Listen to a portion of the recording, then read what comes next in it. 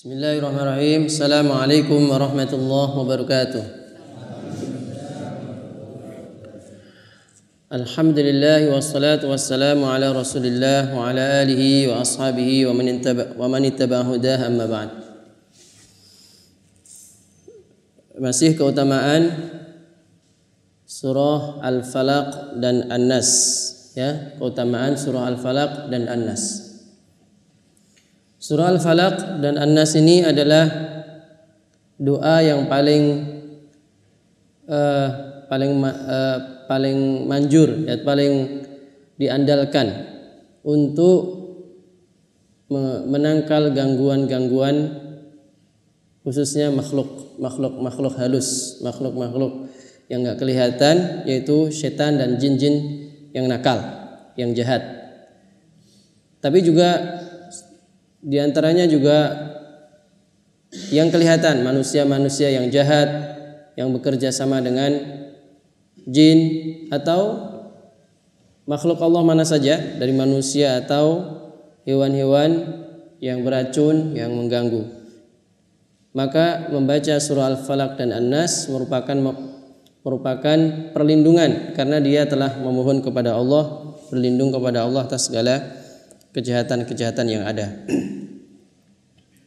Dulu Rasulullah sallallahu alaihi wasallam, Nabi kita, sebelum turun ayat ini, sebelum turun surah Al-Falaq dan An-Nas, beliau mempunyai doa-doa memohon perlindungan kepada Allah dari segala macam kejahatan.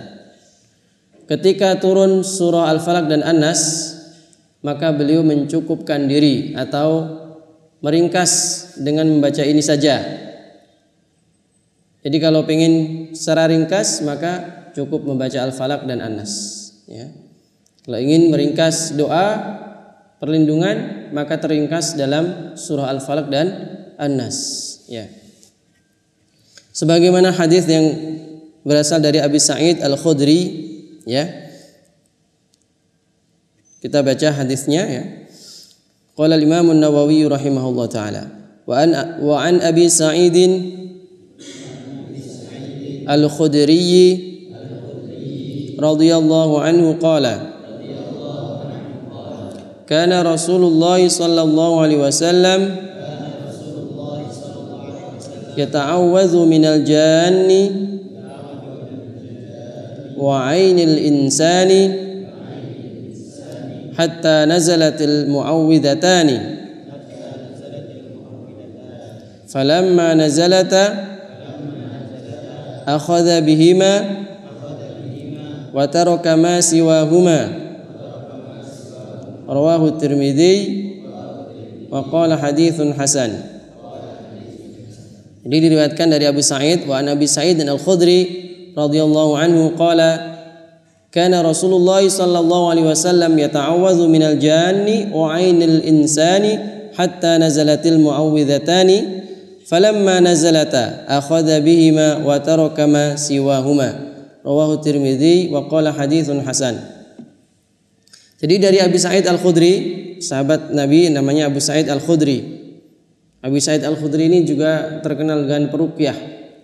Abu Sa'id Al-Khudri adalah pernah meruqyah seorang sayyidul qaum, ya, atau kepala suku yang sakit, kemudian dibacakan Al-Fatihah, kemudian sembuh, kemudian dihadiahi 40 ekor kambing, ya.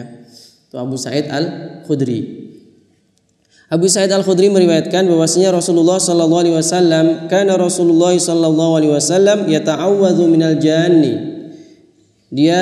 Beliau, ya, yata'awwadhu minal janni, beliau memohon perlindungan kepada Allah minal janni, dari jin, wa ainil insani, dan bahaya mata seseorang yang hasud, orang yang dengki, ya. Jadi orang yang dengki itu matanya itu bisa membahayakan. Dipandang itu bisa, yang dipandang bisa menjadi tersakiti. Rasulullah memohon perlindungan dari gangguan jin dan gangguan matanya orang yang jahat, matanya orang yang dengki, hatta nazalatil mu'awwidhatani, sehingga turunlah dua mu'awwidhah, ya. Mu'awwidhatani kalau disebut dengan mu'awwidhatani Surah Muawwidzatain maksudnya adalah dua perlindungan yaitu Al-Falaq dan An-Nas. Akhadha bihima wa taraka ma siwahuma. Maka beliau menggunakan Al-Falaq dan An-Nas sebagai perlindungan, wa taraka ma siwahuma, dan meninggalkan yang lain. Meninggalkan yang lain maksudnya doa-doa lain, doa-doa perlindungan yang lain sudah dicukupkan dengan Al-Falaq dan An-Nas. Karena memang Al-Falaq dan An-Nas itu kalau kita renungkan, ya, dia itu mencakup banyak, minta perlindungan banyak, ya, dari banyak bahaya. Al-Falaq dari 4 perkara. Kemarin sudah kita sebutkan. Pertama apa? Dari seluruh yang diciptakan oleh Allah, ya. Min syarri ma khalaq, ya. Gangguan-gangguan Allah ciptakan, karena semua gangguan itu juga atas izin Allah, ya. Jin diciptakan oleh Allah Subhanahu wa taala, ular juga begitu, dan seterusnya. Satu, jadi gangguan secara umum seluruhnya. Kemudian diperinci lagi, wa min syarri ghasiqin idza waqab, bahaya malam apabila telah datang. Kemudian apa? Wa min syarri an-naffatha fil 'uqad, dari wanita-wanita penyihir, tukang-tukang sihir. Yang keempat, wa min syarri hasidin idza hasad, dari gangguan mata orang yang iri. Ada 4. Ini Al-Falaq. An-Nas minta perlindungan dari apa? Qul a'udzu birabbin nas, malikin nas, ilahin nas, min syarril waswasil khannas, gangguan bisikan setan. Jadi kalau yang kelima adalah ada dalam surah An-Nas, gangguan bisikan setan. Jadi min syarril waswasil khannas, dari bisikan-bisikan setan. Jadi setan itu selalu membisikkan siapa saja. Saya dibisiki buruk, antum juga apalagi yang tidak ada perlindungan itu lebih mudah dibisiki setan. Min syarril waswasil khannas, dari bisikan setan, al-waswas, yang dari kejahatan al-waswas, setan yang selalu memberikan waswas. Jadi selalu memberikan waswas. Al-khannas, setan itu dia al-khannas yang apa? Yang sembunyi dia. Setelah membisikkan dia sembunyi dia. Seakan-akan gak ada yang membisikkan. Seakan-akan dari dia sendiri, padahal sebenarnya dari setan. Minal jinnati wan nas. Pertama bisikan itu dari setan, dari jin, dari yang gak kelihatan kemudian dia sembunyi. Tapi kadang-kadang jinnya masuk ke tubuhnya manusia, kemudian manusia dibisikin dan membisikkan kepada orang lain. Kemudian dia menjadi orang yang melakukan kejahatan atau meninggalkan kebaikan atau ragu dalam kebaikan. Itu adalah bisikan-bisikan. Atau mengganggu dalam ibadah, ini bisikan-bisikan. Sholat kemudian dipikirkan yang enggak gitu. Syaitan itu paling enggak suka kalau ada orang berbuat kebaikan. Maka dia selalu membisikkan syarril waswasil khannas. Maka dia harus memperbanyak Al-Falaq dan An-Nas supaya tidak dibisikkan yang enggak. Lantum malam-malam sendirian kadang-kadang banyak bisikan. Nah, makanya orang jangan banyak menyendiri. Selalu bergabung dengan orang-orang baik, dekati dengan orang-orang baik, orang-orang yang selalu banyak zikir. Antum harus selalu banyak zikir. Kita pagi dan sore sering kita kita bahkan kita talqinkan supaya menjadi kebiasaan secara otomatis gitu loh. Supaya otomatis nanti auto zikir itu. Kalau pada subuh atau pada asar bisa auto zikir. Itu kita biasakan. Ya, kita kadang-kadang talqinkan, kadang-kadang kita biarkan itu maksudnya biar yang kemarin terlaksana sendiri. Itu pentingnya zikir-zikir supaya gangguan-gangguan itu hilang. Gangguan-gangguan itu hilang. Kalau orang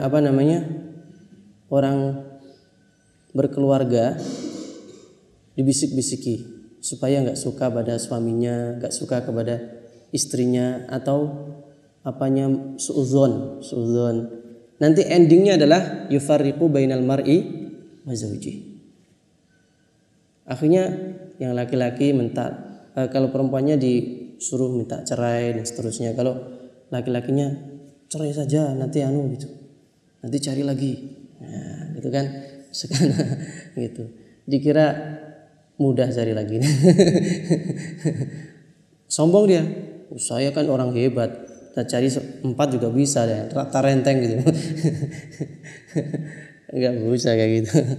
Harus dipikirkan ya. Karena apa? Setan itu akan memberikan hadiah terbesar kepada yang telah melepaskan itu. Jadi kalau ada orang dibisikin minum khamr, ya udah biasa. Tapi kalau sampai dia bisa dibisikin bisa berpisah seorang suami istri, itu setan akan dikasih trofi. Ya, apalagi kalau nggak syar'i itu apa? Nggak syar'i itu ya nggak ada yang murtad lah gitu misalkan, nggak ada yang besar-besaran itu, hanya sedikit-sedikit, hanya ya biasa-biasa yang manusia biasa, ada kesalahan akhirnya dipisahkan. Nah itu korbannya nanti kan anak-anak gitu. Tapi kalau di sini ada yang bapak ibunya bercerai, jangan tersinggung ya, jangan tersinggung. Sabar, antum sabar, insyaallah ada kebaikan. Lihat Nabi Muhammad SAW sabar, walaupun dalam keadaan apapun juga sabar. Sejak kecil udah nggak ada bapak dan ibu kan, kandungan udah nggak ada, 2 bulan bapaknya udah meninggal dunia, kemudian 6 tahun ibunya meninggal dunia, yatim piatu, akhirnya nggak punya siapa-siapa, tapi beliau sabar. Orang man sabara zafira. Siapa yang sabar dia akan mendapatkan. Sabar itu berat, tapi innallaha ma'as sabirin. Innallaha ma'as sabirin. Dan inti orang berhasil itu sabar. Inti orang berhasil itu sabar.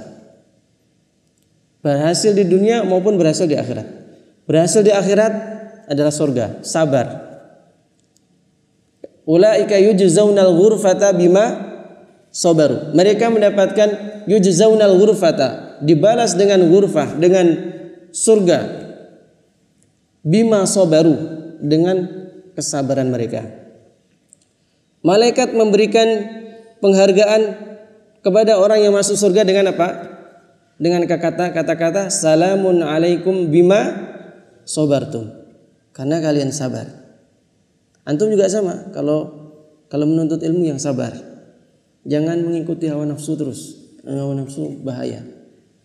Kok akan belokkan sini gitu terus itu. Dan keberhasilan seorang menuntut ilmu adalah tidak sombong dan enggak sok-sokan dan tidak malu. Jadi la yata'allamul ilma mustakbirun wala mustahyin. Kata Nabi, atau kama qala Rasulullah SAW, tidaklah orang itu akan mendapatkan ilmu orang yang sombong, mustakbir. Saya enggak butuh, materinya terlalu dangkal bagi saya. Nah, itu dia mustakbir. Itu enggak penuntut ilmu. Mustahyin, orang yang malu, enggak bisa tapi enggak mau tanya. Malu, mau nggak ngerti ya, diam aja, nggak ngerti. Malah paling parah adalah malu mencari ilmu. Duh, malu aku ya. Nggak usah pergi aja dah, nggak usah ada ikut kajian, nggak usah sekolah. Nah ini malu. Mustakbir tidaklah penuntut ilmu dia. Dia akan jatuh dengan ketakaburannya. Kemudian orang yang mustahyin dia akan nggak mendapatkan. Jadi istiqomah dengan cara-cara yang baik, dengan cara-cara yang stabil. Ikutilah petunjuk para ustadz, irsyadi ustadzin. Ala la yanalul ilma illa bisitatin. Tidaklah kalian akan mendapatkan ilmu kecuali dengan 6 perkara, kata Imam Syafi'i. Apa pertama? Zakain wa hirsin wastiba. Zakain kecerdasan. Kadang-kadang kecerdasan hanya dikasih oleh Allah Subhanahu wa taala. Kadang-kadang kita enggak dibuka-bukakan. Kita harus sabar sampai Allah membukakan. Kadang-kadang saya kok enggak hafal-hafal ya. Mungkin Allah belum memberikan zakat. Tapi antum harus sabar sampai Allah yaftah alaika. Sampai Allah yaftah alaika. Jangan menjadi orang yang ya'as, putus asa. Zakain wa hirsin. Kadang-kadang memang karena kecerdasan. Dan diulang 100 kali enggak nempel-nempel, 100 kali enggak nempel-nempel. Ada yang kayak gitu. Zakain, pertama zakain. Nah itu harus mendekat kepada Allah Subhanahu wa taala. Zakain wa hirsin, dan dia juga semangat, wastibarin, dan sabar. Banyak orang yang berguguran di dalam kebaikan itu, banyak berguguran. Orang menuntut ilmu seperti orang masuk medan perang. Ingat dulu, perang Uhud 1000 orang. Siapa yang sabar? Berapa orang yang sabar? 700. Yang 300 dibisikin setan. Setannya siapa? Abdullah bin Ubay bin Salul. Berkembang munafik. Gak usah ke sana, kamu gak akan bisa menang. Dah, diputus asakan dia. Kamu gak akan bisa dapat mengalahkan orang musyrik, kata Abdullah bin Ubay bin Salul. Akhirnya 300 orang dari 1.300 orang itu mundur gak jadi perang. Masya Allah. Akhirnya yang perang hanya 700 orang. Subhanallah. Berarti sabar itu luar biasa. Berarti kalau orang berjihad itu berarti bisikan-bisikan pasti banyak. Disitulah akan berguguran. Tapi orang-orang yang kuat, orang-orang yang memang Allah inginkan dia berhasil, maka dia akan tetap istiqomah. Itu kan ada dalam surah Ali Imran ya, dari perang Uhud itu dalam akhir surah. Kemudian diakhiri dengan ya ayyuhalladzina amanu sabiru wasabiru warabitu wattaqullaha la'allakum tuflihun. Jadi akhirnya wahai orang beriman, untuk menggapai kebaikan itu harus sabar, isbiru wasabiru. Sabarlah, wasabiru, dan berusaha sabar. Jadi ini dua sabar pertama sabar biasa. Kemudian ternyata agak berat, wasabiru. Betul-betul sabarkan. Ya. Wasabiru wattaqullaha la'allakum tuflihun. Supaya kamu berhasil di situ. Jadi ini teman-teman, jangan mudah terombang-ambing oleh bisikan-bisikan yang enggak ada kebaikan di situ. Ya enggak ada. Adalah talbisu iblis, ya. Talbisu iblis. Jangan dikalahkan. Kita harus menang melawan mereka. Ya. Ini kisah-kisah seperti itu dulu, perang Uhud itu 300 kalah dengan munafik. Munafik itu bisa berkata seperti itu ya. Yuhi ba'duhum ila ba'din zukhrufal qawli, yaitu para iblis, setan-setan memberikan mentalkin keburukan kepada manusia, kemudian manusia mengeluarkan kepada manusia yang lain, kemudian terpengaruh orang lain itu. Nah, ini bahaya. Nah, ini maka pentingnya surah Al-Falaq dan An-Nas turun sebagai perlindungan atas itu semuanya. Bahkan yang paling ngeri ada orang tuh dibisikin tiap hari supaya bunuh diri. Ada orang yang kayak gitu. Kalau itu jelas-jelas keburukan ya. Tapi kalau orang-orang orang-orang di bawah itu nanti akan dibisikin yang di bawahnya. Yang jelas akan membelokkan suatu kebaikan dengan cara-cara yang dia pandai dalam itu. Dia memang sudah pandai, dan Nabi Adam aja dibisikin kan gitu. Dibisikin dengan kata-kata yang buruk, dikasih iming-iming yang sebenarnya tidak benar. Saya kira itu semoga Allah Subhanahu wa taala menjaga kita dijadikan orang yang ahli zikir, yang selalu ingat kepada Allah dan dijaga dari segala macam mara bahaya dan penjerumusan dari syaitan. Saya kira itu. Wassallallahu ala nabiyina Muhammadin wa ala alihi wa sahbihi wasallam walhamdulillahirabbil alamin. Wassalamualaikum warahmatullahi wabarakatuh.